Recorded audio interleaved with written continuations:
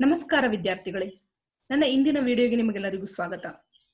ಇಂದು ನಾನು ಪ್ರಥಮ PUC ಇತಿಹಾಸ ಪಠ್ಯಕ್ರಮದ ಅಧ್ಯಾಯ 1 ಪೀಠಿಕೆಯ ಭಾಗ 2ರ ಜೊತೆಗೆ ನಾನು ನಿಮ್ಮ ಮುಂದೆ ಬಂದಿದ್ದೇನೆ. ಈ ಒಂದು ಪೀಠಿಕೆಯಲ್ಲಿ ಬರುವಂತಹ ವಿವರಣೆಯಲ್ಲಿ ಇತಿಹಾಸದ ಅಧ್ಯಯನದ ಮಹತ್ವದ ಜೊತೆಗೆ ನಾನು ನಿಮ್ಮ ಮುಂದೆ ಬಂದಿದ್ದೇನೆ. ಹಾಗಾಗಿ ಇತಿಹಾಸದ ಅಧ್ಯಯನದ ಮಹತ್ವ ಅಂದ್ರೆ ಇತಿಹಾಸದ ಅಧ್ಯಯನದಿಂದ ನಮ್ಗೆ ಏನೆಲ್ಲ ಪ್ರಯೋಜನಗಳು ಸಿಗುತ್ತೆ, ಏನೆಲ್ಲ ಇತಿಹಾಸದ ಅಧ್ಯಯನದ ಪ್ರಾಮುಖ್ಯತೆ ಏನು ಅನ್ನೋದನ್ನ ನಾವು ಇವತ್ತಿನ ಒಂದು ವಿಡಿಯೋನಲ್ಲಿ ನಾನು ಸವಿಸ್ತಾರವಾಗಿ ನಿಮ್ಗೆ ವಿವರಿಸ್ತೇನೆ. ಇತಿಹಾಸದ ಒಂದು ಅಧ್ಯಯನ ನಮ್ಗೆ ಏನು ಅಂದ್ರೆ ಮಾನಸಿಕ ಶಿಸ್ತನ್ನ ನೀಡುತ್ತೆ. ಅಂದ್ರೆ ನಮ್ಮ ಒಂದು ಇಂದಿನ ಜೀವನಕ್ಕೆ ಅದು ಮಾನಸಿಕ ಶಿಸ್ತು ತುಂಬಾ ಮಾರ್ಗದರ್ಶಿ. ಬೌದ್ಧಿಕ ಜೀವನ ನಡೆಸೋದ್ರಲ್ಲಿ ಈ ಶಿಸ್ತು ವಹಿಸುವಂತಹ ಪಾತ್ರ ಬಹಳ ದೊಡ್ಡದು. ಅಂದ್ರೆ ಯಾವುದೇ ವಿಧಾನವಾಗಿರ್ಲಿ, ಅಂದ್ರೆ ಅದು ತಾತ್ವಿಕವಾಗಿರ್ಲಿ ಅಥವಾ ಭೌತಿಕವಾಗಿರ್ಲಿ, ಅದನ್ನ ಚಾರಿತ್ರಿಕವಾಗಿ ವಿವರಿಸದೆ ಹೊರತು ಒಂದು ಸ್ಪಷ್ಟ ಆಗೋದಿಲ್ಲ. ಹಾಗಾಗಿ ಇತಿಹಾಸದ ಅಧ್ಯಯನ ಬಹಳ ಪ್ರಮುಖ ಪಾತ್ರವನ್ನು ವಹಿಸುತ್ತೆ ಮಾನವನಲ್ಲಿ ಒಂದು ಶಿಸ್ತನ್ನ ಮೂಡಿಸ್ಕೊಳ್ಳೋದಕ್ಕೆ. ಹಾಗಾದ್ರೆ ಅಧ್ಯಯನದ ಮಹತ್ವಕ್ಕೆ ನೀವು ಈ ರೀತಿಯಾಗಿರುವಂತಹ ಒಂದು ಈ ಪ್ರಶ್ನೆಯನ್ನು ಏನಾದ್ರೂ ಪರೀಕ್ಷೆಯಲ್ಲಿ ಕೇಳಿದಾಗ ನೀವು ಪಾಯಿಂಟ್ ವೈಸ್ ಫಸ್ಟ್ ಇತಿಹಾಸದ ಅಧ್ಯಯನ ಅಂದ್ರೆ ಏನು, ಅಂದ್ರೆ ಇತಿಹಾಸದ ಅಧ್ಯಯನದ ಮಹತ್ವ ಅಂದ್ರೆ ಏನು ಅನ್ನೋದನ್ನ ಅನಾದಿ ಕಾಲದಿಂದ ಇಂದಿನವರೆಗೂ ಸಹ ಅಂದ್ರೆ ಮಾನವ ಜನಾಂಗ ಏನಾಗಿದೆ, ಸಂಸ್ಕೃತಿಯ ಬೆಳವಣಿಗೆಯನ್ನ ವಿವರವನ್ನ ನಮ್ಗೆ ಇತಿಹಾಸದ ಅಧ್ಯಯನ ನೀಡುತ್ತೆ. ಅಂದ್ರೆ ಜನಾಂಗದ ಸಂಸ್ಕೃತಿಯ ಬೆಳವಣಿಗೆಯ ವಿವರವನ್ನ ನಮ್ಗೆ ನೀಡುತ್ತೆ. ಹಾಗಾಗಿ ಇತಿಹಾಸವು ಒಂದು ವಿವಿಧ ಜನರ ಒಂದು ಅನುಭವಗಳ ಸಾಗರವನ್ನ ನಮ್ಗೆ ಒದಗಿಸಿಕೊಡುತ್ತೆ. ಮಾನವನಿಗೆ ವಿವಿಧ ರೀತಿಯಲ್ಲಿ ಇತಿಹಾಸದ ಅಧ್ಯಯನದಿಂದ ಒಂದು ಉಪಯೋಗಕಾರಿಯಾಗಿದೆ ಅನ್ನೋದನ್ನ ನೀವು ಬರೆದು ಅದಾದ್ಮೇಲೆ ಪಾಯಿಂಟ್ಸ್ ವೈಸ್ ಫಸ್ಟ್ ಪಾಯಿಂಟ್ಸ್ ನ ಬರೀರಿ. ನಿಮ್ಗೆ ಎಷ್ಟೆಲ್ಲ ಪಾಯಿಂಟ್ಸ್ ಗೊತ್ತಿದೆಯೋ ಅಷ್ಟೆಲ್ಲ ಬರೆದು ನೀವು ಇತಿಹಾಸದ ಅಧ್ಯಯನದಿಂದ ಏನೇನೆಲ್ಲ ಕಲ್ತ್ಕೊಂಡಿದ್ದೀರಾ ಅನ್ನೋದನ್ನ ಅಲ್ಲಿ ಬರಿತಾ ಹೋಗಿ ಅದಕ್ಕೆ ವಿವರಿಸ್ತಾ ಹೋಗಿ, ಆಗ ಒಳ್ಳೆ ಮಾರ್ಕ್ಸ್ ನಿಮ್ಗೆ ಸಿಗುತ್ತೆ. ಹಾಗಾದ್ರೆ ಇತಿಹಾಸವು ಒಂದೊಂದೇ ಒಂದು ಪಾಯಿಂಟ್ಸ್ಗೆ ಸಂಬಂಧಪಟ್ಟಂತೆ ನಾನು ವಿವರಣೆಯನ್ನ ನೀಡ್ತೀನಿ. ಇತಿಹಾಸವು ಮೊದಲನೇ ಒಂದು ಪಾಯಿಂಟ್ ಆಗಿ ಗತಕಾಲದ ಘಟನೆಗಳ ಸ್ಮರಣೆ ಆಗಿದೆ. ಇತಿಹಾಸ ಅಂದ್ರೇನೆ ಏನು ಅಂತ ಗೊತ್ತು, ಅಂದ್ರೆ ಈ ಗತಕಾಲದ ಘಟನೆಗಳ ಒಂದು ವಿವರಣೆಯನ್ನ ನೀಡೋದೇ ಇತಿಹಾಸ ಅಂತ. ಅಂದ್ರೆ ಇತಿಹಾಸದ ಅಧ್ಯಯನ ನಮ್ಗೆ ವಿಶ್ವದ ಮಹಾನ್ ವ್ಯಕ್ತಿಗಳ ಒಂದು ಜೀವನ ಚರಿತ್ರೆಯನ್ನ ಮತ್ತೆ ಪ್ರಮುಖ ಘಟನೆಗಳನ್ನ ಕುರಿತು ನಮ್ಗೆ ತಿಳಿಸ್ಕೊಡುತ್ತೆ. ಇದು ಮಾನವನ ಒಂದು ಹೋರಾಟ, ಅಂದ್ರೆ ಅವನಿದ್ದಂತಹ ಪರಿಸರಕ್ಕೆ ಹೇಗೆ ಹೊಂದ್ಕೊಂಡು ಬದುಕ್ತಾ, ಅವನ ಏಳಿಗೆಗಳು ಮತ್ತು ವೈಫಲ್ಯಗಳ ಬಗೆಗೆ ಇದು ನಮ್ಗೆ ಜ್ಞಾನವನ್ನ ಉಂಟು ಮಾಡುತ್ತೆ. ಅಂದ್ರೆ ಇಲ್ಲಿ ಒಂದು ದೇಶದ ಗತಕಾಲ ಒಬ್ಬ ವ್ಯಕ್ತಿಯ ಸ್ಮೃತಿ ಇದ್ದಂತೆ. ಸ್ಮೃತಿ ಹೋದ್ರೆ ಅದರೊಂದಿಗೆ ಚಿತ್ತ ಸ್ವಾಸ್ಥ್ಯವೂ ಹೋಗುತ್ತದೆ ಅಂತ ವಿಲ್ ಡುರಂಟ್ ಅವರು ಅಭಿಪ್ರಾಯಪಟ್ಟಿದ್ದಾರೆ. ಆದ್ದರಿಂದ ಅಂದ್ರೆ ಮಾನವನ ಬುದ್ಧಿಶಕ್ತಿ ಮತ್ತೆ ಜ್ಞಾನದ ಬೆಳವಣಿಗೆಗೆ ಅವನು ತನ್ನ ಪರಿಸರ ಹಾಗೂ ಇಡೀ ಜಗತ್ತನ್ನ ಅವನು ಅರ್ಥ ಮಾಡ್ಕೊಳ್ಳುವಂತ ಅವಶ್ಯಕತೆ ಇದೆ. ವ್ಯಕ್ತಿಗೆ ನೆನಪು ಇದ್ದಂತೆ ಮನುಕುಲಕ್ಕೆ ಇತಿಹಾಸ ಅಂತ ಹೇಳ್ಬಿಟ್ಟು ಹೇಸ್ ಮತ್ತೆ ಮೂನ್ ಅವರು ಬರೆದಿದ್ದಾರೆ. ಅಂದ್ರೆ ವ್ಯಕ್ತಿಗೆ ನೆನಪು ಇದ್ದಂತೆ ಮನುಕುಲಕ್ಕೆ ಇತಿಹಾಸ ಅಂದ್ರೆ ಒಬ್ಬ ವ್ಯಕ್ತಿಗೆ ಹೇಗೆ ನೆನಪು ಇರುತ್ತೋ, ಒಬ್ಬ ವ್ಯಕ್ತಿಗೆ ಹೇಗೆ ತನ್ನ ಒಂದು ಸ್ಮರಣೆ, ತಾನು ಜೀವನದಲ್ಲಿ ಮಾಡಿರುವಂತ ಅಂದ್ರೆ ಹುಟ್ಟದಾಗಿನಿಂದ ಏನೇನೆಲ್ಲ ಮಾಡಿರ್ತಾನೆ ಅದು ಒಂದು ನೆನಪು ಇರುತ್ತೋ, ಹಾಗೆ ಇಡೀ ಮಾನವ ಕುಲಕ್ಕೆ ಇತಿಹಾಸ ಅನ್ನೋದು ಎಷ್ಟು ಚೆನ್ನಾಗಿರುವ ಹೋಲಿಕೆ ಆಗಿದೆ ನೋಡಿ. ಅಂದ್ರೆ ಗತಕಾಲದ ಒಂದು ಘಟನೆಗಳ ಸ್ಮರಣೆ ಆಗಿದೆ ಇತಿಹಾಸ ಅನ್ನೋದನ್ನ ಏನಂತಾರೆ ಹೇಸ್ ಮತ್ತು ಮೂನ್ ಅವರು ಈ ರೀತಿಯಾಗಿ ಹೇಳ್ತಾರೆ. ವ್ಯಕ್ತಿಗೆ ನೆನಪು ಇದ್ದಂತೆ ಮನುಕುಲಕ್ಕೆ ಇತಿಹಾಸ. ಒಂದು ವೇಳೆ ಒಬ್ಬ ವ್ಯಕ್ತಿ ಏನಾದ್ರೂ ಮರ್ತೋಗ್ಬಿಟ್ಟಿದ್ದಾನೆ ಅವನ ಒಂದು ಎಲ್ಲಾ ಜೀವನದ ಘಟನೆಗಳನ್ನ ಅಂತ ಅಂದ್ರೆ ಅವನಲ್ಲಿ ಯಾವುದೇ ತಿರುಳಿಲ್ಲ ಅಂತ. ಅದೇ ರೀತಿಯಾಗಿ ಮನುಕುಲದ ಇತಿಹಾಸದ ಬಗ್ಗೆ ಇವತ್ತಿನ ಒಂದು ಪೀಳಿಗೆಯ ಜನರು ಅರಿತುಕೊಳ್ಳಿಲ್ಲ ಅಂದ್ರೆ ನಮ್ಮ ಹಿಂದೆ ನಡೆದಿರುವಂತಹ ಒಂದು ಘಟನೆಗಳ ಕುರಿತಾಗಿ, ಇಂದಿನ ಒಂದು ಇತಿಹಾಸದ ಕುರಿತಾಗಿ ನಾವು ಅರಿತುಕೊಳ್ಳಿಲ್ಲ ಅಂತಂದ್ರೆ ಏನಕ್ಕೂ ಪ್ರಯೋಜನ ಇರೋದಿಲ್ಲ. ನಮ್ಮ ಒಂದು ಹಿಂದಿನ ಪೀಳಿಗೆಯ ಕುರಿತಾಗಿ ನಾವು ಅರಿತುಕೊಳ್ಳುವಂತ ಅವಶ್ಯಕತೆ ಬಹಳಷ್ಟಿದೆ. ಎರಡನೇ ಒಂದು ಪಾಯಿಂಟ್, ಇತಿಹಾಸವು ಧಾರ್ಮಿಕ ಸಹಿಷ್ಣುತೆಯನ್ನ ಬೋಧಿಸುತ್ತದೆ. ಅಂದ್ರೆ ಸಮಾಜದಲ್ಲಿ ಶಾಂತಿ ಮತ್ತು ಸೌಹಾರ್ದತೆಯನ್ನ ಕಾಪಾಡಬೇಕು ಅಂತಂದ್ರೆ ಶಾಂತಿ ಮತ್ತು ಸೌಹಾರ್ದತೆಗೆ ಎಲ್ಲಾ ಧರ್ಮಗಳು, ಎಲ್ಲಾ ಪಂಥಗಳು ಧಾರ್ಮಿಕ ಸಹಿಷ್ಣುತೆಯನ್ನ ಅನುಸರಿಸೋದು ಅವಶ್ಯಕವಾಗಿದೆ. ಅಂದ್ರೆ ನಾವೆಲ್ಲ ಒಂದೇ ಅನ್ನುವಂತಹ ಭಾವನೆಯಲ್ಲಿ ಯಾವುದೇ ಒಂದು ಧರ್ಮ ಭೇದವಿಲ್ಲದೆ, ಜಾತಿ ಭೇದವಿಲ್ಲದೆ ಇರುವಂತಹ ಒಂದು ಪದ್ಧತಿಯನ್ನ ಧಾರ್ಮಿಕ ಸಹಿಷ್ಣುತೆ ಅಂತ ಹೇಳ್ತೀವಿ. ಇದರಿಂದ ಏನಾಗುತ್ತೆ, ಒಂದು ಶಾಂತಿ ನಿರ್ಮಾಣ ಆಗುತ್ತೆ. ಆಗ ಶಾಂತಿ ಸಮಾಜದಲ್ಲಿ ಸಮೃದ್ಧಿಗೆ ಕಾರಣ ಆಗುತ್ತೆ.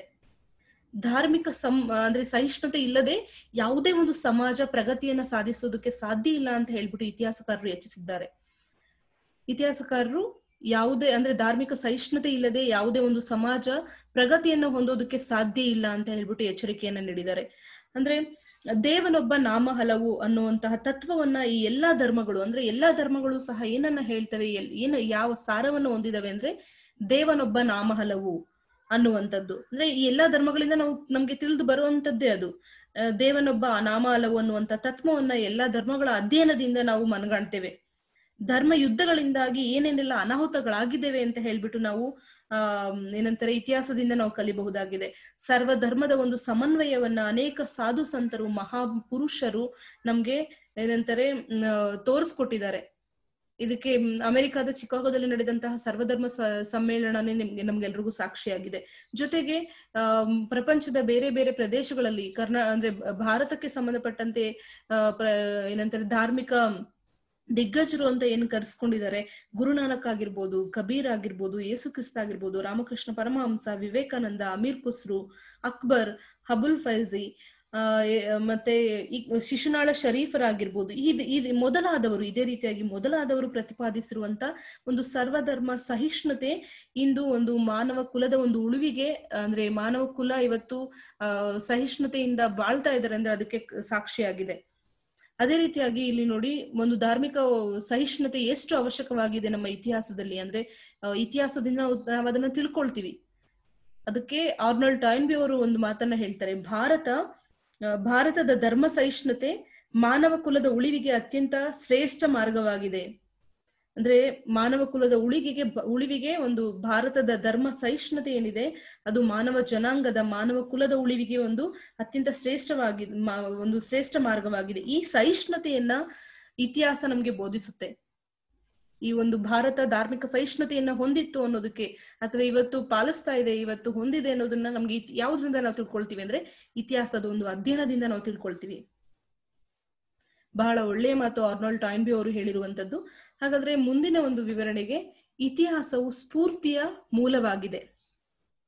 ಅಂದ್ರೆ ಮಾನವನ ಒಂದು ಅನುಭವಗಳನ್ನ ನೀಡುವಂತ ಒಂದು ಸಾಗರ ಅಂತ ಅಂದ್ರೆ ಇತಿಹಾಸ.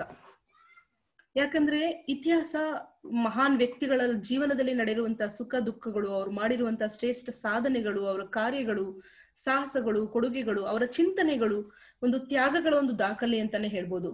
ಆದ್ರಿಂದ ಅದು ಒಂದು ರೀತಿಯಲ್ಲಿ ಸ್ಫೂರ್ತಿಯ ಮೂಲ, ಒಂದು ಸ್ಫೂರ್ತಿಯ ಸೆಲೆ ಆಗಿದೆ. ಉದಾಹರಣೆಗೆ ನಾವು ನೋಡೋದಾದ್ರೆ ಮಹಾಪುರುಷರಾದಂತಹ ಮಹಾವೀರ ಆಗಿರ್ಬೋದು, ಬುದ್ಧ ಆಗಿರ್ಬೋದು, ಆಚಾರ್ಯರುಗಳಾದಂತಹ Shankara, Ramanuja, Madhvacharya, Vivekananda, Abraham Lincoln, Nelson Mandela ಮುಂತಾದರ ಒಂದು ಆದರ್ಶಗಳು ಏನಾಗುತ್ತವೆ, ನಮ್ಗೆ ಸ್ಫೂರ್ತಿಯ ಮೂಲಗಳಾಗಿವೆ. ಅದ್ರ ಜೊತೆಗೆ ಗಾಂಧೀಜಿಯವರ ಒಂದು ಜೀವನದ ಏನಂತಾರೆ ಆದರ್ಶ ಜೀವನ ಮೌಲ್ಯಗಳನ್ನ ಮೊದಲಾದಗಳು ಸಹ ಎಲ್ಲವೂ ಸಹ ಇವತ್ತು ಇಂದಿನ ಒಂದು ಜನರು ಅವರ ಒಂದು ಮನಸ್ಸಿನಲ್ಲಿ ಮೂಡಿ ಉತ್ತಮ ಚಾರಿತ್ರ್ಯವನ್ನ, ಉತ್ತಮ ಒಂದು ಏನಂತಾರೆ ಅವರ ಒಂದು ಜೀವನವನ್ನ ಉತ್ತಮಗೊಳಿಸ್ಕೊಳ್ಳೋದಕ್ಕೆ, ಅವುಗಳನ್ನ ಬೆಳೆಸ್ಕೊಳ್ಳೋದಕ್ಕೆ ಇವೆಲ್ಲಾ ಚಿಂತನೆಗಳು ನಮ್ಗೆ ಅನುವಾಗ್ತವೆ.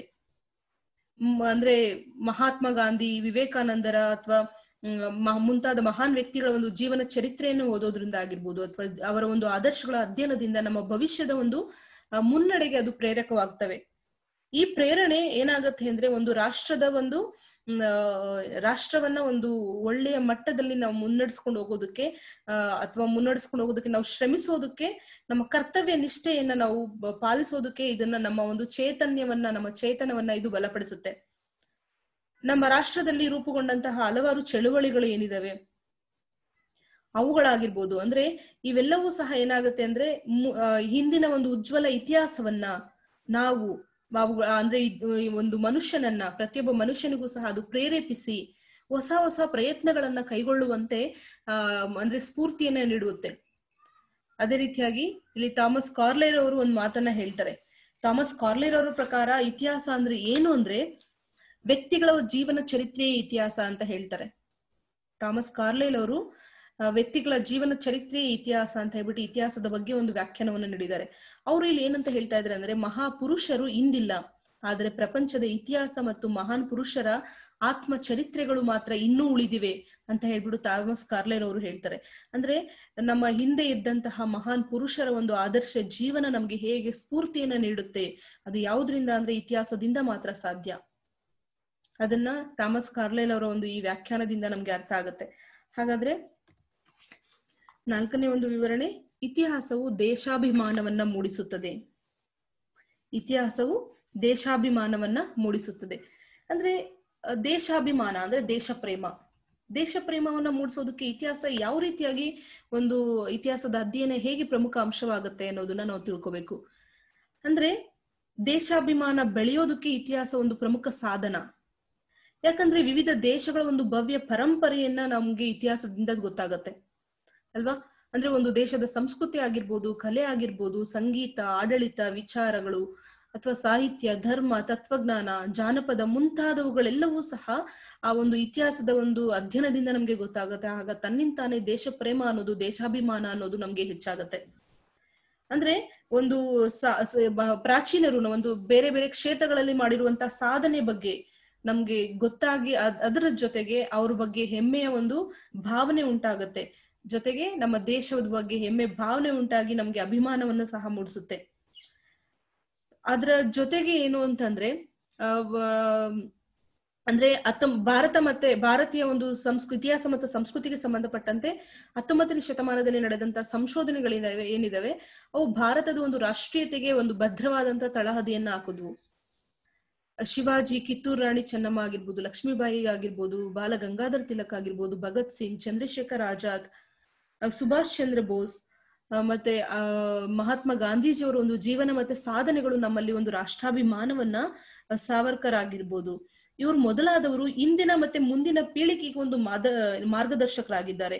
ಅಂದ್ರೆ ಇದರಿಂದ ನಮ್ಗೆ ಏನಾಗುತ್ತೆ ಅಂದ್ರೆ ಆಗಿದ್ದಂಗೆ ನಮ್ಮ ಜೀವನದಲ್ಲಿ ಅಂದ್ರೆ ಯಾವುದೇ ಒಂದು ದೇಶದ ಪ್ರತಿಯೊಬ್ಬ ಪ್ರಜೆಯ ಒಂದು ಜೀವನದಲ್ಲಿ ಎದುರಾಗುವಂತಹ ಅಂದ್ರೆ ಸಮಾಜದಲ್ಲಿ ಎದುರಾಗುವಂತಹ ಕೆಟ್ಟ ಸಮಾಜ ವಿದ್ರೋಹಗಳೇನಿದಾವೆ, ಅಂದ್ರೆ ಭಯೋತ್ಪಾದಕಗಳಾಗಿರ್ಬೋದು ಅಥವಾ ಸಮಾಜಕ್ಕೆ ಮಾರಕವನ್ನು ಉಂಟು ಮಾಡುವಂತಹ ಶಕ್ತಿಗಳಾಗಿರ್ಬೋದು, ಭಯೋತ್ಪಾದಕ ಚಟುವಟಿಕೆಗಳಾಗಿರ್ಬೋದು, ಇವುಗಳನ್ನ ಹತ್ತಿಕ್ಕೋದಕ್ಕೆ ನಮ್ಗೆ ಇತಿಹಾಸ ಸ್ಫೂರ್ತಿಯನ್ನ ಕೊಡುತ್ತೆ. ಇದ್ರ ಜೊತೆಗೆ ಏನು ಅಂತಂದ್ರೆ ನಮ್ಗೆ ರಾಷ್ಟ್ರೀಯ ಮತ್ತು ಅಂತಾರಾಷ್ಟ್ರೀಯ ಪ್ರಜ್ಞೆಯನ್ನ ಸಹ ಮೂಡಿಸುತ್ತೆ. ಅಂದ್ರೆ ವಿವಿಧ ದೇಶಗಳ ಮತ್ತೆ ಮಹಾನ್ ಪುರುಷರ ಒಂದು ಮಹಿಳೆಯರು ದೇಶಕ್ಕಾಗಿ ಹೋರಾಟ ಮಾಡಿ ಬಲಿದಾನವನ್ನ ಮಾಡಿದ್ದಾರೆ ಅನ್ನೋದು ನಾವು ತಿಳ್ಕೊಂಡಾಗ ದೇಶಗಳ ನಡುವಿನ ಒಂದು ಸಮನ್ವಯತೆ ನಮ್ಗೆ ಸಾಧ್ಯ ಆಗತ್ತೆ. ಅಂದ್ರೆ ದೇಶಾಭಿಮಾನವನ್ನ ನಮ್ಗೆ ಮೂಡಿಸುತ್ತೆ. ಅದ್ರ ಜೊತೆಗೆ ಮುಂದೆ ಇತಿಹಾಸವು ಸಮಾಜ ವಿಜ್ಞಾನಗಳ ಪ್ರಯೋಗಶಾಲೆ. ಇದಕ್ಕೆ ಮುಂಚೆ ಅಂದ್ರೆ ಸಮಾಜ ವಿಜ್ಞಾನಗಳು ಅಂತ ಏನ್ ಕರೆಯಲ್ಪಡ್ತವೆ, ಅರ್ಥಶಾಸ್ತ್ರ ಆಗಿರ್ಬೋದು, ಸಮಾಜಶಾಸ್ತ್ರ, ಇತಿಹಾಸ, ಮನೋವಿಜ್ಞಾನ, ರಾಜ್ಯಶಾಸ್ತ್ರ, ಧರ್ಮಶಾಸ್ತ್ರ, ತರ್ಕಶಾಸ್ತ್ರ, ತತ್ವಶಾಸ್ತ್ರ, ಭೂಗೋಳಶಾಸ್ತ್ರ, ಇವೆಲ್ಲವೂ ಸಹ ಏನು ಅಂದ್ರೆ ಸಮಾಜ ವಿಜ್ಞಾನಗಳು ಅಂತ ಕರೆಯಲ್ಪಡ್ತವೆ. ಆದ್ರೆ ಇವುಗಳೆಲ್ಲವೂ ಸಹ ಮೂಲ ಬೇರು ಯಾವುದು ಅಂದ್ರೆ ಇತಿಹಾಸ. ಮೂಲ ಬೇರು ಯಾವುದು ಅಂದ್ರೆ ಇತಿಹಾಸ. ಯಾಕೆಂದ್ರೆ ಇವುಗಳೆಲ್ಲವೂ ಸಹ ಬೇಕಾಗಿರುವಂತ ಐತಿಹಾಸಿಕ ಮಾಹಿತಿಯನ್ನ ಇತಿಹಾಸ ಒದಗಿಸಿಕೊಡುತ್ತೆ. ಅಂದ್ರೆ ಇದಕ್ಕಿಂತ ಇವೆಲ್ಲವುಗಳು ಅಂದ್ರೆ ಎಲ್ಲಾ ಸಮಾಜ ವಿಜ್ಞಾನಿಗಳು ಸಹ ಇತಿಹಾಸದ ಶಾಖೆಗಳಾಗಿ ಅಭ್ಯಾಸವನ್ನ ಏನಂತಾರೆ ಬಳಕೆಯಲ್ಲಿದ್ವು. ಆದ್ರೆ ಇವತ್ತೇನಾಗಿದೆ ಅಂದ್ರೆ ಇವುಗಳನ್ನ ಬೇರೆ ಬೇರೆಯಾಗಿ ಪರಿಗಣಿಸಲ್ಪಟ್ಟಿದ್ದಾರೆ, ಅಂದ್ರೆ ಬೇರೆ ಬೇರೆ ಶಾಸ್ತ್ರಗಳಾಗಿ ಪರಿಗಣಿಸಲ್ಪಟ್ಟಿದ್ದಾರೆ. ಈಗ ಅಂದ್ರೆ ಇವುಗಳೆಲ್ಲವೂ ಸಹ ಒಂದು ಜ್ಞಾನವನ್ನು ಒದಗಿಸುವಂತಹ ಪ್ರಯೋಗಶಾಲೆ ಯಾವುದು ಅಂದ್ರೆ ಇತಿಹಾಸ. ಯಾಕೆ ಅಂತಂದ್ರೆ ನಾವು ನಮ್ಮ ಇತಿಹಾಸದ ಒಂದು ಕೆಲವು ಘಟನೆಗಳನ್ನ ನೋಡ್ಬೋದು. ವಿಶ್ವಸಂಸ್ಥೆಯ ಬಹುಪಾಲು ರಾಜಕೀಯ ಒಂದು ಟರಾವುಗಳು ಅಂದ್ರೆ ನಿರ್ಣಯಗಳು ಅಥವಾ ತೀರ್ಮಾನಗಳೇನಿದಾವೆ, ಇವುಗಳನ್ನ ಇತಿಹಾಸದಿಂದ ಕಲಿತಂತ ಪಾಠಗಳ ಮೇಲೆಯೇ ಅವಲಂಬಿತವಾಗಿವೆ. ಆದ್ದರಿಂದ ಪ್ರತಿಯೊಬ್ಬ ಸಮಾಜ ವಿಜ್ಞಾನಿಯೂ ಸಹ ಒಂದು ಅಂತಿಮ ಅಭಿಪ್ರಾಯವನ್ನ ನಿರ್ಧಾರವನ್ನ ಮಾಡುವಂತಹ ಸಮಯದಲ್ಲಿ ಅಥವಾ ಕೈಗೊಳ್ಳುವಲ್ಲಿ ಏನಾಗುತ್ತೆ ಅಂದ್ರೆ ಇತಿಹಾಸದ ಒಂದು ಆಧಾರಗಳ ಮೇಲೆಯೇ ಅವನು ಅವಲಂಬಿತನಾಗ್ತಾನೆ. ಇತಿಹಾಸ ನಮ್ಗೆ ಎಲ್ಲ ಮಾಹಿತಿಯನ್ನು ಒದಗಿಸ್ಕೊಡುತ್ತೆ. ಅಂದ್ರೆ ಅರ್ಥಶಾಸ್ತ್ರದ ಬಗ್ಗೆ ಆಗಿರ್ಬೋದು, ರಾಜ್ಯಶಾಸ್ತ್ರದ ಬಗ್ಗೆ ಆಗಿರ್ಬೋದು, ನಾವು ಅಭ್ಯಾಸ ಮಾಡ್ಬೇಕಂದ್ರೆ ಇತಿಹಾಸದ ಕುರಿತಾಗಿ ಸ್ವಲ್ಪನಾದ್ರೂ ನಮ್ಗೆ ಜ್ಞಾನ ಇರ್ಲೇಬೇಕು. ಹಾಗಾಗಿ ಇತಿಹಾಸ ಎಲ್ಲ ಸಮಾಜ ವಿಜ್ಞಾನಗಳ ಒಂದು ಪ್ರಯೋಗಶಾಲೆ. ಮುಂದೆ ಇತಿಹಾಸ ಉದಾತ್ತ ಧ್ಯೇಯಗಳನ್ನ ಬೆಳೆಸುತ್ತೆ. ಅಂದ್ರೆ ಮನುಷ್ಯ ಇವತ್ತಿನ ಒಂದು ಜೀವನದಲ್ಲಿ ಏನಾಗಿದ್ದಾನೆ ಅಂದ್ರೆ ಆದಿವಾಸಿ ಆಗಿದ್ದಂತ ಮನುಷ್ಯ ಕ್ರೂರಿಯಾಗಿದ್ದ. ಆದ್ರೆ ಇವತ್ತಿನ ಒಂದು ಜೀವನದಲ್ಲಿ ಇವತ್ತಿನ ಒಂದು ಇತ್ತೀಚಿನ ದಿನಗಳಲ್ಲಿ ಮನುಷ್ಯ ಉತ್ತಮ ಅಂಶಗಳನ್ನು ಒಳಗೊಂಡಿದ್ದಾನೆ. ಅಂದ್ರೆ ಈ ಒಂದು ತೌಲನಿಕ ದೃಷ್ಟಿಯನ್ನ ಇತಿಹಾಸ ಬೆಳೆಸುತ್ತೆ. ಅಂದ್ರೆ ಆ ಒಂದು ಹೋಲಿಕೆಯ ದೃಷ್ಟಿ, ಅಂದ್ರೆ ಆ ಒಂದು ಏನಂತಾರೆ ಆದಿವಾಸಿ ಆಗಿದ್ದಂತ ಮನುಷ್ಯ ಕ್ರೂರಿಯಾಗಿದ್ದ, ಆದ್ರೆ ಇವತ್ತಿನ ಒಂದು ಏನಂತಾರೆ ಇವತ್ತಿನ ಒಂದು ಸಮಾಜದ ಒಂದು ಮಾನವ ಏನಾಗಿದ್ದಾನೆ ಅಂದ್ರೆ ಉತ್ತಮ ಅಂಶಗಳನ್ನ ಒಳಗೊಂಡಿದ್ದಾನೆ. ಈ ಒಂದು ರೀತಿಯಾಗಿ ಅಂದ್ರೆ ತೌಲನಿಕ ಒಂದು ದೃಷ್ಟಿಯನ್ನ ಇತಿಹಾಸ ನಮ್ಗೆ ಒಡಮೂಡಿಸುತ್ತೆ. ಜೊತೆಗೆ ದೇಶದ ಒಂದು ಪ್ರಗತಿಯ ಗುರಿಯನ್ನ ಸಾಧಿಸೋದಕ್ಕೆ ನಾಯಕರು ತಳೆದಂತ ಯೋಜನೆಗಳನ್ನಾಗಿರ್ಬೋದು, ಆದರ್ಶ ಗುಣಗಳನ್ನ ಇತಿಹಾಸ ನಮ್ಗೆ ವಿವರಿಸುತ್ತೆ. ಅಂದ್ರೆ ಯಾವುದೇ ರೀತಿಯಾಗಿರುವಂತಹ ಜನರ ಮೌಲ್ಯ, ಅಂದ್ರೆ ಜನರಲ್ಲಿ ಇದ್ದಂತಹ ಮೌಲ್ಯಗಳು ಅಥವಾ ನೀತಿಗಳ ಬಗ್ಗೆ ನೀತಿಗಳು ಯಾವ ರೀತಿಯಾಗಿ ಅಂದ್ರೆ ಅವುಗಳ ಬಗ್ಗೆ ಗೌರವ ಕುಸಿಯುತ್ತಾ ಇದೆ ಅಂತ ಸಂದರ್ಭ ಬಂದಾಗ, ಇಂಥ ಒಂದು ಸಂದಿಗ್ಧ ಆಗಿರುವಂತಹ ಪರಿಸ್ಥಿತಿಯಲ್ಲಿ ನಮ್ಗೆ ಹಿಂದಿನ ಒಂದು ಮಹಾನ್ ಪುರುಷರು ಬೋಧಿಸಲ್ಪಟ್ಟಂತ ಮೌಲ್ಯಗಳನ್ನ ನಮ್ಗೆ ಆಧುನಿಕ ಮಾನವ ಅಳವಡಿಸ್ಕೊಳ್ಳೋದಕ್ಕೆ ಅದು ಸಾಧ್ಯ ಆಗುತ್ತೆ. ನೋಡಿ, ಅಶೋಕ ಆಗಿರ್ಬೋದು, ಅದಕ್ಕೆ ಉದಾಹರಣೆಗೆ ನಾವು ಕೆಲವೊಂದು ಇತಿಹಾಸದಲ್ಲೇ ನಮಗೆ ಉದಾಹರಣೆಗಳು ಸಿಗ್ತವೆ. ಶ್ರೀರಾಮನ ಒಂದು ಸತ್ಯಸಂಧತೆ ಆಗಿರ್ಬೋದು, ಬುದ್ಧನ ಕರುಣೆ ಆಗಿರ್ಬೋದು, ಕ್ರಿಸ್ತನ ಕ್ಷಮಾಗುಣ ಆಗಿರ್ಬೋದು, ಅಕ್ಬರನ ಮತೀಯ ಸಹಿಷ್ಣುತೆ ಆಗಿರ್ಬೋದು, ಅಶೋಕನ ಆದರ್ಶ ರಾಜ್ಯಭಾರ ಆಗಿರ್ಬೋದು, ಪುರೂರವ, ಶಿವಾಜಿ, ಕಿತ್ತೂರು ರಾಣಿ ಚೆನ್ನಮ್ಮ, ರಾಣಿ ಲಕ್ಷ್ಮೀಬಾಯಿ, ಟಿಪ್ಪು ಮೊದಲಾದವರ ಒಂದು ಅಸಾಮಾನ್ಯ ದೇಶಭಕ್ತಿ ಮತ್ತೆ ಶೌರ್ಯ ಸಾಹಸ, ಅಲೆಕ್ಸಾಂಡರ್ ಮತ್ತೆ ನೆಪೋಲಿಯನ್ ಅವರ ಒಂದು ನಾಯಕತ್ವ, ಜೊತೆಗೆ ಬಿಸ್ಮಾರ್ಕ್ ಮತ್ತು ಬಿಸ್ಮಾರ್ಕ್ನ ಒಂದು ರಾಜನೀತಿ ಒಂದು ತಜ್ಞತೆ, ಲಿಯನಾರ್ಡೋ ಡಾವಿನ್ಚಿಯ ಒಂದು ಕಲಾ ನೈಪುಣ್ಯತೆ, ಈ ರೀತಿಯಾಗಿ ಗಾಂಧೀಜಿ ಅವರ ಒಂದು ಆದರ್ಶ ಜೀವನದ ಮೌಲ್ಯಗಳು, ಇವೆಲ್ಲವೂ ಸಹ ನಮ್ಗೆ ಏನಾಗುತ್ತೆ ಅಂದ್ರೆ ನಮ್ಮ ಒಂದು ಜೀವನದಲ್ಲಿ ಉತ್ತಮ ಪ್ರಜೆಗಳನ್ನ ಆಗಿಸೋದಕ್ಕೆ, ಉತ್ತಮ ಆದರ್ಶಗಳನ್ನ ನಾವು ಅಳವಡಿಸಿಕೊಂಡು ಉತ್ತಮ ಪ್ರಜೆಗಳಾಗೋದಕ್ಕೆ ನಮ್ಗೆ ಇತಿಹಾಸದ ಅಧ್ಯಯನ ಸಹಕಾರಿಯಾಗಿದೆ. ಅಂದ್ರೆ ಉದಾತ್ತ ಧ್ಯೇಯಗಳಾಗಿರುವಂತಹ ಸ್ವಾತಂತ್ರ್ಯ, ಸಮಾನತೆ, ಸಹೋದರತೆ, ಸತ್ಯಸಂಧತೆ, ನೀತಿ, ಅಹಿಂಸೆ, ಕ್ಷಮಾಗುಣ, ಉತ್ತಮ ರಾಜನೀತಿ ಮುಂತಾದವುಗಳನ್ನ ಇವೆಲ್ಲವನ್ನ ಸಹ ಮೇಲೆ ಉದಾಹರಿಸಲ್ಪಟ್ಟಿರುವಂತಹ ನಾನು ಇವಾಗ ಏನೆಲ್ಲ ನಿಮ್ಗೆ ಹೇಳ್ದೆ, ಅವರೆಲ್ಲ ಒಂದು ಅಧ್ಯಯನದಿಂದ, ಐತಿಹಾಸಿಕ ಪುರುಷರ ಒಂದು ಅಧ್ಯಯನದಿಂದ ನಮ್ಗೆ ಗೊತ್ತಾಗತ್ತೆ. ಅಂದ್ರೆ ಇವೆಲ್ಲವೂ ಸಹ ಇತಿಹಾಸದಿಂದನೇ, ಈ ಎಲ್ಲಾ ಅಧ್ಯಯನಗಳ ಒಂದು ಸಾರ ನಮ್ಗೆ ಎಲ್ಲಿಂದ ಸಿಗ್ತಾ ಇದೆ ಅಂದ್ರೆ ಇತಿಹಾಸದಿಂದಾನೇ ನಮ್ಗೆ ಬಳುವಳಿಯಾಗಿ ಸಿಕ್ಕಿದೆ. ಅದಕ್ಕೆ ಜಾರ್ಜ್ ಸಂದಯನನ ಪ್ರಕಾರ ಇತಿಹಾಸ ಅಂದ್ರೆ ಏನು ಅಂದ್ರೆ ಉದಾತ್ತ ಧ್ಯೇಯಗಳ ಗಣಿಯಾಗಿದೆ ಮತ್ತು ಸನ್ಮಾರ್ಗ ತೋರುವ ದಾರಿದೀಪವಾಗಿದೆ. ಅಂದ್ರೆ ಸನ್ಮಾರ್ಗ ಅಂದ್ರೆ ಒಳ್ಳೆಯ ಮಾರ್ಗವನ್ನ ತೋರುವಂತಹ ದಾರಿದೀಪ ಅಂತ ಹೇಳ್ಬಿಟ್ಟು ಇತಿಹಾಸವನ್ನು ಅವರು ವ್ಯಾಖ್ಯಾನಿಸ್ತಾರೆ. ಜೊತೆಗೆ 7ನೇ ಒಂದು ಪಾಯಿಂಟ್ ಅಲ್ಲಿ ಇತಿಹಾಸವು ನಮ್ಮ ದೃಷ್ಟಿಕೋನವನ್ನು ವಿಸ್ತರಿಸುತ್ತದೆ. ಅಂದ್ರೆ ಇತಿಹಾಸದ ಒಂದು ಅಧ್ಯಯನ ಒಂದು ಸಂಕುಚಿತ ದೃಷ್ಟಿಕೋನದಿಂದ ನಮ್ಮನ್ನ ಏನಾಗುತ್ತೆ ಅಂದ್ರೆ ವಿಶಾಲ ದೃಷ್ಟಿಕೋನದ ಕಡೆಗೆ ನಮ್ಮನ್ನ ಕರ್ಕೊಂಡು ಹೋಗುತ್ತೆ. ಅಂದ್ರೆ ವಿವಿಧ ದೇಶಗಳ ಜನರ ಮತ್ತೆ ಸಂಪ್ರದಾಯ, ಸಂಸ್ಕೃತಿ ಮತ್ತು ನಾಗರಿಕತೆಗಳ ಬಗ್ಗೆ ನಮ್ಗೆ ಹೆಚ್ಚು ಜ್ಞಾನವನ್ನ ಸಂಪಾದಿಸೋದಕ್ಕೆ ಇದು ಸಹಾಯ ಮಾಡುತ್ತೆ. ಜೊತೆಗೆ ಮನುಕುಲದ ಒಂದು ದೃಷ್ಟಿಕೋನವನ್ನ ನಾನು ಇದಕ್ಕೆ ಮುಂಚೆ ಹೇಳ್ದಂಗೆ ಅಂದ್ರೆ ಸಂಕುಚಿತ ಒಂದು ಮನೋಭಾವನೆಯಿಂದ, ಸಂಕುಚಿತ ದೃಷ್ಟಿಕೋನದಿಂದ ನಮ್ಮ ಒಂದು ದೃಷ್ಟಿಕೋನವನ್ನ ವಿಶಾಲಗೊಳಿಸುತ್ತೆ. ಇತಿಹಾಸದಲ್ಲಿ ಒಂದು ದಾಖಲಾದಂತಹ ಕಲೆ, ವಾಸ್ತುಶಿಲ್ಪ, ಸಾಹಿತ್ಯ, ಧರ್ಮಕ್ಕೆ ಸಂಬಂಧಪಟ್ಟಂತಹ ವಿಚಾರಗಳು ಮನುಷ್ಯನಿಗೆ ಒಂದು ಜ್ಞಾನದ ಬೆಳಕನ್ನ ವಿಸ್ತರಿಸ್ತವೆ. ಅಂದ್ರೆ ಮನುಷ್ಯನಿಗೆ ಒಂದು ಜ್ಞಾನವನ್ನು ಒದಗಿಸಿಕೊಡುತ್ತವೆ. ಮುಂದುವರೆದು ಈ ಇತಿಹಾಸವು ವಿಶ್ವ ಶಾಂತಿಯನ್ನ ಬೆಳೆಸುತ್ತದೆ. ಅಂದ್ರೆ ಈಗಾಗ್ಲೇ ನಮ್ಗೆ ಜಗತ್ತಿನಲ್ಲಿ 2 ಮಹಾನ್ ಯುದ್ಧಗಳು ನಡೆದಿದ್ದಾವೆ, ಅದೆಲ್ರಿಗೂ ಸಹ ಗೊತ್ತು. ಅಂದ್ರೆ 20ನೇ ಶತಮಾನದಲ್ಲಿ ನಡೆದಂತಹ ಮಹಾನ್ ಯುದ್ಧಗಳು 2 ಪ್ರಪಂಚ ಯುದ್ಧಗಳು ಅಂತಾನೆ. ಭವಿಷ್ಯದಲ್ಲಿ ಈ ರೀತಿಯಾಗಿ ಇನ್ನೊಂದು ಯುದ್ಧವಾದ್ರೆ ಅದು ಇಡೀ ಪ್ರಪಂಚವನ್ನೇ ನಾಶಗೊಳಿಸುತ್ತೆ.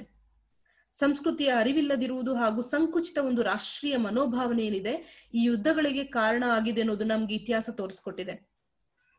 ಅಂದ್ರೆ ಅಣ್ವಸ್ತ್ರಗಳಾಗಿರ್ಬೋದು ಅಥವಾ ಯುದ್ಧ ಸಂಬಂಧಿತ ಉಪಕರಣಗಳನ್ನು ಹೊಂದಲು ಇವತ್ತು ವಿಶ್ವದ ಬೇರೆ ಬೇರೆ ರಾಷ್ಟ್ರಗಳ ನಡುವೆ ಒಂದು ಸ್ಪರ್ಧೆ ಏರ್ಪಟ್ಟಿದೆ. ದೇಶಗಳ ನಡುವಿನ ಒಂದು ಸೌಹಾರ್ದಯುತವಾದಂತಹ ಬಾಂಧವ್ಯ ವೃದ್ಧಿಗೆ ಪ್ರಪಂಚದ ಇತಿಹಾಸದ ಅಧ್ಯಯನ ನಮ್ಗೆ ಅಗತ್ಯವಾಗಿದೆ. ಯಾಕಂದ್ರೆ ಇವತ್ತು ವಿಜ್ಞಾನ ಮತ್ತು ತಂತ್ರಜ್ಞಾನದ ಒಂದು ಬೆಳವಣಿಗೆ ಏನಾಗಿದೆ, ಇಡೀ ವಿಶ್ವವನ್ನ ಒಂದು ಚಿಕ್ಕದಾಗಿ ಮಾಡಿದೆ. ಯಾಕೆ ಅಂತಂದ್ರೆ ವಿಜ್ಞಾನ ಮತ್ತು ತಂತ್ರಜ್ಞಾನದ ಬೆಳವಣಿಗೆಗಳಿಂದಾಗಿ ಸಾರಿಗೆ ಸಂಪರ್ಕಗಳ ಒಂದು ಸಾಧನ ಏನಾಗಿದೆ, ಅವುಗಳ ಒಂದು ಸುಧಾರಣೆಗಳಿಂದಾಗಿ ವಿಶ್ವವೇ ಒಂದು ಚಿಕ್ಕ ಗ್ರಾಮದಂತೆ ನಮ್ಗೆ ಭಾಸವಾಗುತ್ತೆ. ಅಂದ್ರೆ ಪ್ರತಿಯೊಂದು ರಾಷ್ಟ್ರನೂ ಸಹ ಇನ್ನೊಂದು ರಾಷ್ಟ್ರದ ಜೊತೆಗೆ ಬಹಳ ಸುಲಭವಾಗಿ ಸಂವಹನ ಮಾಡ್ಬೋದು. ಅಂದ್ರೆ ದೇಶಗಳು ತುಂಬಾ ಸಮೀಪವಾಗ್ತವೆ. ಯಾವುದೇ ಒಂದು ದೇಶವು ಸಹ ಒಂಟಿ ಆಗಿರೋದಕ್ಕೆ ಅಂದ್ರೆ ಸಂಪರ್ಕ ರಹಿತವಾಗಿರೋದಕ್ಕೆ ಸಾಧ್ಯನೇ ಇಲ್ಲ. ಏಕಾಂಗಿತನದ ಒಂದು ಸ್ವಾತಂತ್ರ್ಯಕ್ಕಿಂತ ಅಂದ್ರೆ ಈ ಒಂದು ವಿಶ್ವ ಶಾಂತಿಯನ್ನ ಬೆಳೆಸೋದ್ರಲ್ಲಿ ಅಂದ್ರೆ ರಾಷ್ಟ್ರ ತನ್ನ ಅಗತ್ಯತೆಗಳನ್ನ ಕೊಡ್ಬೇಕು ಅಂತಂದ್ರೆ ಬೇರೊಂದು ರಾಷ್ಟ್ರದ ಮೇಲೆ ಕಂಪಲ್ಸರಿ ಅವಲಂಬಿತವಾಗಬೇಕಾದಂತ ಅವಶ್ಯಕತೆ ಎದುರಾಗಿದೆ. ಆದ್ದರಿಂದ ರಾಷ್ಟ್ರಗಳು ಒಂದು ಸ್ನೇಹ ಭಾವದಿಂದ ಪರಸ್ಪರ ಅರ್ಥ ಮಾಡಿಕೊಳ್ಳುವಿಕೆಯ ಒಂದು ಅಗತ್ಯವಿದೆ. ಹಾಗಾಗಿ ರಾಷ್ಟ್ರಸಂಘ ಮತ್ತು ವಿಶ್ವಸಂಸ್ಥೆಯ ಒಂದು ಪ್ರಾಮುಖ್ಯತೆ ಅಂದ್ರೆ ಮತ್ತು ಪ್ರಪಂಚದ ಒಂದು ಶಾಂತಿ ಸ್ಥಾಪನೆಯಲ್ಲಿ ಅವುಗಳ ಪಾತ್ರವನ್ನ ಕುರಿತು ಇತಿಹಾಸ ನಮ್ಗೆ ವಿವರಣೆ ನೀಡುತ್ತೆ. ರಾಷ್ಟ್ರಸಂಘ ನಮ್ಗೆ ಇತಿಹಾಸದ ಅಭ್ಯಾಸ ಮಾಡಿರೋರಾಗಿದ್ರೆ ಪ್ರಥಮ ಒಂದು ಮಹಾ ಯುದ್ಧ ಏನಾಯ್ತು, ವಿಶ್ವ ಪ್ರಪಂಚ ಯುದ್ಧ ಏನಾಯ್ತು, ಮೊದಲನೇ ಪ್ರಪಂಚ ಯುದ್ಧ ನಡೆದಾದ್ಮೇಲೆ ಹುಟ್ಕೊಂಡಿದ್ದಂತೂ ರಾಷ್ಟ್ರ ಸಂಘ. ಅದಾದ್ಮೇಲೆ ಅದು ವಿಫಲಗೊಂಡಾಗ ಎರಡನೇ ಪ್ರಪಂಚ ಯುದ್ಧ ಆಗುತ್ತೆ 1939ರಿಂದ 45ರವರೆಗೆ. ಆಗ ಅದರ ಒಂದು ಪರಿಣಾಮವಾಗಿ ವಿಶ್ವಸಂಸ್ಥೆ ಹುಟ್ಕೊಳ್ಳುತ್ತೆ. ವಿಶ್ವಸಂಸ್ಥೆ ಇಡೀ ಪ್ರಪಂಚದಲ್ಲಿ ಒಂದು ಶಾಂತಿ ಸ್ಥಾಪನೆ ಮಾಡುವಂತಹ ಕಾರ್ಯದಲ್ಲಿ ನಿರತವಾಗಿದೆ. ಆದ್ರಿಂದ ಇತಿಹಾಸವು ಎಲ್ಲರೂ ಸಮಾನರು, ಅಂದ್ರೆ ಯಾವುದೇ ಜಾತಿ, ಧರ್ಮ, ಪಂಥಗಳ ಆಧಾರದ ಮೇಲೆ ತಾರತಮ್ಯವಿರಬಾರದು ಅನ್ನೋದು ನನ್ಗೆ ತೋರಿಸ್ಕೊಡುತ್ತೆ. ಅಂದ್ರೆ ಪ್ರಪಂಚವನ್ನ ಈ ಒಂದು ರೀತಿಯಲ್ಲಿ ಮಹಾಯುದ್ಧಗಳ ಒಂದು ಭೀತಿಯಿಂದ ವಿಮುಕ್ತಗೊಳಿಸ್ಬೇಕಂದ್ರೆ ದೇಶಗಳ ಮತ್ತೆ ವ್ಯಕ್ತಿಗಳ ಒಂದು ಪರಸ್ಪರ ಒಂದು ಒಡಂಬಡಿಕೆಯ ಅಂದ್ರೆ ಏನಂತಾರೆ ಅಂಡರ್ಸ್ಟ್ಯಾಂಡಿಂಗ್ ನ ಒಂದು ಜ್ಞಾನವನ್ನ ನಾವು ವೃದ್ಧಿಗೊಳಿಸೋದಕ್ಕೆ ಇತಿಹಾಸ ಒಂದು ಉತ್ತಮ ಮಾಧ್ಯಮ ಅಂತಾನೆ ಹೇಳ್ಬೋದು. ಆದ್ರಿಂದ ಇತಿಹಾಸದ ಅಧ್ಯಯನವು ಅಂದ್ರೆ ಯಾವತ್ತು ಅಧ್ಯಯನ ಮಾಡಿದ್ವೋ ಗೊತ್ತಿಲ್ಲ, ಆದ್ರೆ ಇವತ್ತಿನ ಒಂದು ಆಧುನಿಕ ಯುಗದಲ್ಲಿ, ವಿಜ್ಞಾನ ತಂತ್ರಜ್ಞಾನದ ಒಂದು ಯುಗದಲ್ಲಿ ಇತಿಹಾಸದ ಅಧ್ಯಯನ ಒಂದು ಬಹಳ ಅವಶ್ಯಕವಾಗಿದೆ. ನೆಕ್ಸ್ಟ್, ಇತಿಹಾಸವು ವೃತ್ತಿಪರ ಉಪಯೋಗಗಳನ್ನು ಹೊಂದಿದೆ. ಅಂದ್ರೆ ಇತಿಹಾಸ ನಮ್ಗೆ ಗತಕಾಲದ ಅಧ್ಯಯನವನ್ನ ನಾವು ಅಭ್ಯಾಸ ಮಾಡೋದ್ರಿಂದ, ಗತಕಾಲದ ವರದಿ ಆಗಿರೋದ್ರಿಂದ, ಅಂದ್ರೆ ಪತ್ರಿಕೋದ್ಯಮ ಆಗಿರ್ಬೋದು, ಆಡಳಿತ ಕ್ಷೇತ್ರ ಆಗಿರ್ಬೋದು, ಅಧ್ಯಾಪಕರಾಗಿರ್ಬೋದು ಅಥವಾ ಮೊದಲಾದ ವೃತ್ತಿಗಳಿಗೆ ಐತಿಹಾಸಿಕ ಜ್ಞಾನದ ಒಂದು ಅವಶ್ಯಕವಾಗಿದೆ. ಇವ್ರಿಗೆಲ್ರಿಗೂ ಸಹ ಐತಿಹಾಸಿಕ ಜ್ಞಾನವನ್ನ ಇದು ಇತಿಹಾಸ ಒದಗಿಸಿಕೊಡುತ್ತೆ. ಆಡಳಿತಗಾರರಿಗೆ, ರಾಜನೀತಿಜ್ಞರಿಗೆ ಮುಂತಾದವರಿಗೆ ಇತಿಹಾಸವು ಐತಿಹಾಸಿಕ ಜ್ಞಾನವನ್ನು ಒದಗಿಸಿಕೊಡುತ್ತೆ. ಜೊತೆಗೆ ರಾಷ್ಟ್ರೀಯ ಹಾಗೂ ಪ್ರಾದೇಶಿಕ ಆಡಳಿತ ಹುದ್ದೆಗಳಿಗೆ ನಡೆಸುವಂತ ಪರೀಕ್ಷೆಗಳಲ್ಲಿ ಏನಿದಾವೆ ಇವುಗಳಿಗೆ, ಅಂದ್ರೆ ಇವತ್ತಿನ ಒಂದು ಪ್ರಪಂಚ ಹೇಗಿದೆ ಅಂದ್ರೆ ಸ್ಪರ್ಧಾತ್ಮಕ ಪ್ರಪಂಚ. ಹಾಗಾಗಿ ಒಂದು IAS, IPS, IFS, KS ಮುಂತಾದ ಸ್ಪರ್ಧಾತ್ಮಕ ಪರೀಕ್ಷೆಗಳೇನಿದಾವೆ ಇವುಗಳಲ್ಲಿ ಪ್ರಮುಖವಾದಂತ ಒಂದು ಐಚ್ಛಿಕ ವಿಷಯವಾಗಿ ಇತಿಹಾಸವನ್ನ ಅಧ್ಯಯನ ಮಾಡಲೇಬೇಕಾಗತ್ತೆ. ಇಂದಿನ ಒಂದು ಸಮಸ್ಯೆಗಳಿಗೆ ಪರಿಹಾರವನ್ನ ಹುಡುಕುವಾಗ ಇತಿಹಾಸದಲ್ಲಿ ನಮ್ಗೆ ಮಾರ್ಗದರ್ಶನಗಳು ನಮ್ಗೆ ದೊರೀತವೆ. ಆಡಳಿತ ಸುಧಾರಣೆಗಳನ್ನ ಜಾರಿಗೆ ತರಬೇಕಂದ್ರೆ ರಾಜಕಾರಣಿಗಳಿಗೆ ಐತಿಹಾಸಿಕ ಜ್ಞಾನ ಅಗತ್ಯ. ಅದೇ ರೀತಿಯಾಗಿ ಕೇಂದ್ರ ಮತ್ತು ರಾಜ್ಯಗಳ ಒಂದು ಸರ್ಕಾರಗಳ ಅಡಿಯಲ್ಲಿ ಬರುವಂತಹ ಪುರಾತತ್ವ ಇಲಾಖೆಗಳಲ್ಲಿ ಸಾವಿರಾರು ಇತಿಹಾಸಕಾರರು ಕಾರ್ಯನ ನಿರ್ವಹಿಸ್ತಾ ಇದ್ದಾರೆ. ಅಂದ್ರೆ ಪ್ರಾಕ್ತನ ಶಾಸ್ತ್ರಜ್ಞರು ಉತ್ಖನಗಳನ್ನ ಮಾಡಿ ಅವುಗಳ ಉತ್ಖನಗಳನ್ನ ನಡೆಸಿ ಗತಕಾಲದ ಮೇಲೆ ಹೊಸ ಬೆಳಕನ್ನ ಚೆಲ್ತಾ ಇದ್ದಾರೆ. ಪುರಾತನ ವಸ್ತುಗಳನ್ನ ಶೋಧಿಸುವುದು ಮಾತ್ರವಲ್ಲದೆ ಅವುಗಳನ್ನ ರಕ್ಷಿಸ್ತಾ ಇದ್ದಾರೆ. ಹಾಗಾಗಿ ಇದಕ್ಕಾಗಿ ಸರ್ಕಾರನೇ ವೃತ್ತಿಪರ ಇತಿಹಾಸಕಾರರನ್ನ ನೇಮಿಸ್ತಾ ಇದೆ. ಅಂದ್ರೆ ಇತಿಹಾಸಕಾರರು ಅನ್ನೋದನ್ನೇ ಏನಂತಾರೆ ಒಂದು ಜಾಬ್ ಆಗಿ ವಸ್ತು ಸಂಗ್ರಹಾಲಯ, ಪತ್ರಾಗಾರ ಮತ್ತು ಪ್ರವಾಸೋದ್ಯಮ ಮತ್ತು ಅದರ ಸಂಬಂಧಿ ಕ್ಷೇತ್ರಗಳಲ್ಲಿ ಇತಿಹಾಸದ ವಿದ್ಯಾರ್ಥಿಗಳಿಗೆ ಹೊಸ ಹೊಸ ಅವಕಾಶಗಳಿವೆ. ಈ ರೀತಿ ಇತಿಹಾಸ ವೃತ್ತಿಪರ ಉಪಯೋಗಗಳನ್ನ ಹೊಂದಿದೆ. ಜೊತೆಗೆ ನಮ್ಗೆ ಜೀವನ ಕಲೆಯನ್ನ ಕಲಿಸುವಂತ ಒಂದು ಶಾಸ್ತ್ರವಾಗಿದೆ. ಅಂದ್ರೆ ಯಾವುದೇ ಒಬ್ಬ ಮನುಷ್ಯ ತಾನು ಮಾಡಿರುವಂತ ಒಂದು ತಪ್ಪನ್ನ, ಅಂದ್ರೆ ಗತಕಾಲದಲ್ಲಿ ಇತಿಹಾಸದಿಂದ ಓದೋದ್ರಿಂದ ಕೇವಲ ಗತವೈಭವನ್ನ ತಿಳಿಯೋದು ಮಾತ್ರನೇ ಅಲ್ಲ, ಅದ್ರ ಜೊತೆಗೆ ಹಿಂದೆ ಆದಂತ ತಪ್ಪುಗಳು ಮತ್ತೆ ಮುಂದೆ ನಡೆಯೋದಂತೆ, ಅಂದ್ರೆ ಮತ್ತೆ ಮುಂದೆ ಅದನ್ನ ನಡೆಯದಂತೆ ನೋಡಿಕೊಂಡು ಎಚ್ಚರದಿಂದ ಉತ್ತಮ ಅಂದ್ರೆ ಉತ್ತಮ ದೇಶವನ್ನ ಕಟ್ಟೋದಕ್ಕೆ ಸಿದ್ಧವಾಗೋದಕ್ಕೆ ಇತಿಹಾಸ ನಮ್ಗೆ ದಾರಿದೀಪವಾಗುತ್ತೆ. ಹೀಗೆ ನೋಡಿದಾಗ ಮಾತ್ರ ನಮ್ಗೆ ಇತಿಹಾಸ ಜೀವನದ ಕಲೆಯನ್ನ ಕಲಿಸುವಂತ ಶಾಸ್ತ್ರವಾಗ್ತದೆ. ಅಂದ್ರೆ ದೊಡ್ಡ ಆದರ್ಶಗಳನ್ನ ಕೊಡುವಂತ ಗಣಿಯಾಗಿ ನಮ್ಗೆ ಕಾಣಸಿಗುತ್ತೆ. ನೆಕ್ಸ್ಟ್, ಇತಿಹಾಸವು ಪೂರ್ವಾಗ್ರಹಗಳನ್ನ ಹೋಗಲಾಡಿಸುತ್ತದೆ.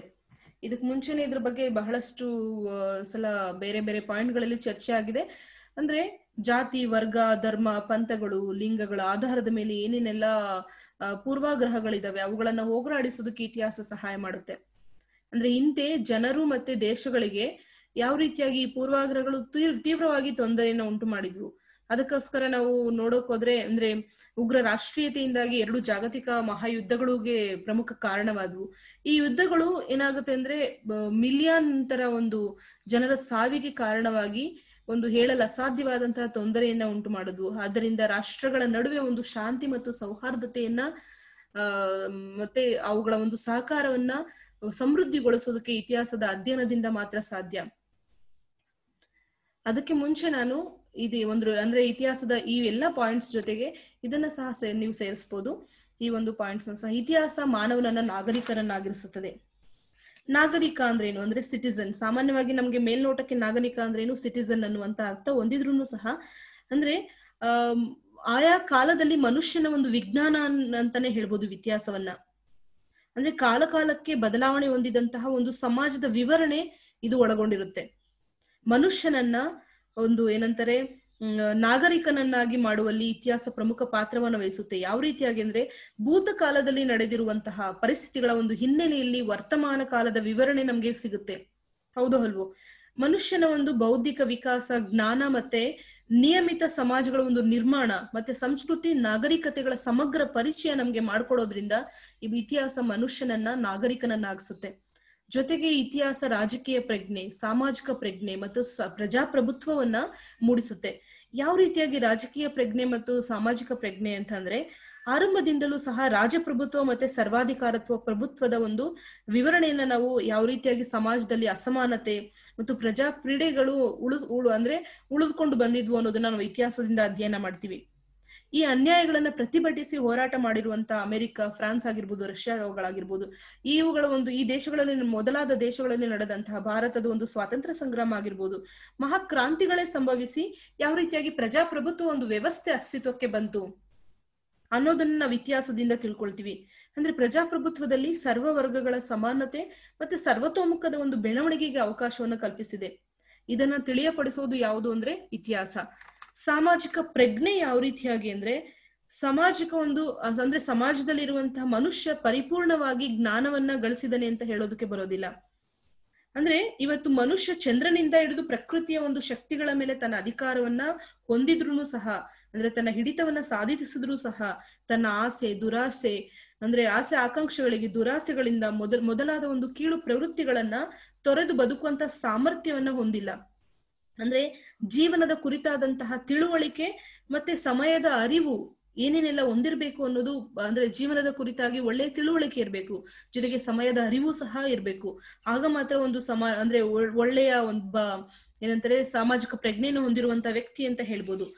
ಅಂದ್ರೆ ಈ ಜಾಗೃತಿ ಇದ್ದಾಗ, ಅಂದ್ರೆ ಜೀವನದ ಕುರಿತಾದಂತ ಒಳ್ಳೆಯ ತಿಳುವಳಿಕೆ, ಸಮಯದ ಅರಿವು, ಇವುಗಳ ಕುರಿತು ಒಳ್ಳೆ ಜಾಗೃತಿ ಇದ್ದಾಗ ಮಾತ್ರ ಅವನು ಯೋಗ್ಯ ನಾಗರಿಕನಾಗಬಲ್ಲ.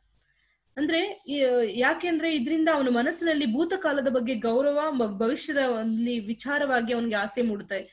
ಇವೆರಡು ಮನುಷ್ಯನ ಒಂದು ಜೀವನದಲ್ಲಿ ಪ್ರಗತಿಗೆ ಬೇಕಾಗಿರುವಂತ ಮುಖ್ಯವಾಗಿರುವಂತ ಅಂಶಗಳು. ಯಾಕಂದ್ರೆ ಭೂತಕಾಲದಲ್ಲಿ ಅವನ ಮನಸ್ಸಿನಲ್ಲಿ, ಅಂದ್ರೆ ಭೂತಕಾಲದ ಬಗ್ಗೆ ಅವನಿಗೆ ಗೌರವ, ಅವನ ಮನಸ್ಸಿನಲ್ಲಿ ಅವನು ಯಾವಾಗ ಒಳ್ಳೆ ನಾಗರಿಕನಾಗಿ ಒಳ್ಳೆ ಸಾಮಾಜಿಕ ಪ್ರಜ್ಞೆನ ಹೊಂದಿರ್ತಾನೋ ಆಗ ಭೂತಕಾಲದ ಬಗ್ಗೆ ಅವನಿಗೆ ಗೌರವ ಉಂಟಾಗತ್ತೆ, ಭವಿಷ್ಯದ ವಿಚಾರವಾಗಿ ಅವನಿಗೆ ಆಸೆ ಒಡಮೂಡುತ್ತೆ.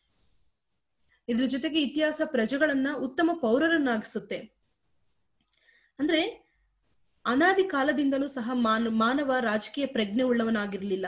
ಅದೆಲ್ರಿಗೂ ಸಹ ನಮ್ಗೆ ಗೊತ್ತಿರುವಂತ ವಿಚಾರನೆ. ಯಾಕಂದ್ರೆ ನಾವು ಬೇರೆ ಬೇರೆ ಅಂದ್ರೆ ಇತಿಹಾಸದ ಬೇರೆ ಬೇರೆ ಘಟ್ಟಗಳನ್ನ ನಾವು ನೋಡ್ಕೊಂಡು ಬಂದಾಗ ಮಾನವನಿಗೆ ರಾಜಕೀಯ ಪ್ರಜ್ಞೆನೇ ಇರ್ಲಿಲ್ಲ.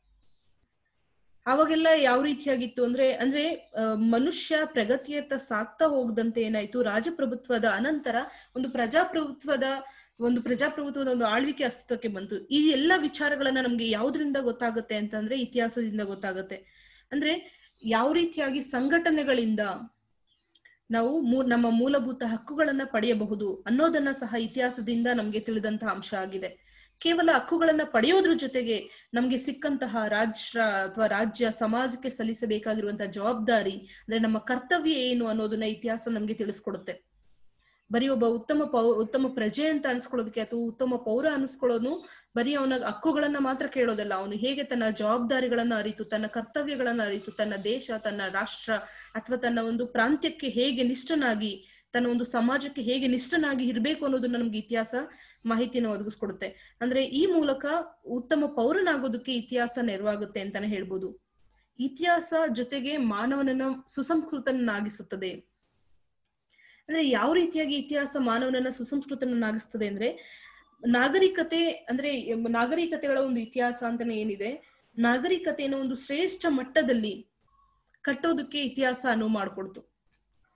ಅಂದ್ರೆ ವಿವಿಧ ದೇಶಗಳ ಒಂದು ಸಂಸ್ಕೃತಿ ಆಗಿರ್ಬೋದು, ಧರ್ಮಗಳಾಗಿರ್ಬೋದು, ಇವೆಲ್ಲದರ ಅರಿವಿನಿಂದಾಗಿ ಏನಾಯ್ತು, ಒಂದು ತೌಲನಿಕ ಒಂದು ಅಧ್ಯಯನದಿಂದ ನಮ್ಗೆ ಏನಾಯ್ತು ಅಂದ್ರೆ ಒಂದು ಹೋಲಿಕೆಯಿಂದ ನಮ್ಗೆ ನಮ್ಮ ಸಂಸ್ಕೃತಿಯಲ್ಲಿರುವಂತ ಕುಂದು ಕೊರತೆಗಳನ್ನ ಅರಿಯೋದಕ್ಕೆ ಸಾಧ್ಯ ಆಯ್ತು. ಬೇರೆ ಬೇರೆ ದೇಶಗಳ ಸಂಸ್ಕೃತಿ, ಅವುಗಳ ಧರ್ಮ, ಒಂದು ಮತ ಧರ್ಮಗಳಾಗಿರ್ಬೋದು, ಇವುಗಳ ಒಂದು ಅಧ್ಯಯನದಿಂದ ನಮ್ಗೆ ನಮ್ಮ ಸಂಸ್ಕೃತಿಯಲ್ಲಿರುವಂತಹ ಒಂದು ಕುಂದು ಕೊರತೆಗಳನ್ನ ನಾವು ಅರಿಯೋದಕ್ಕೆ ಸಾಧ್ಯ ಆಯ್ತು. ಜೊತೆಗೆ ಉಳಿದಂತಹ ಸಂಸ್ಕೃತಿಗಳಲ್ಲಿರುವಂತಹ ಉತ್ತಮ ಅಂಶಗಳನ್ನ ನಾವು ಅಳವಡಿಸ್ಕೊಳ್ಳೋದಕ್ಕೂ ಸಹ ಏನಾಯ್ತು, ಇತಿಹಾಸ ನಮ್ಗೆ ದಾರಿಯನ್ನ ತೋರಿಸ್ತು.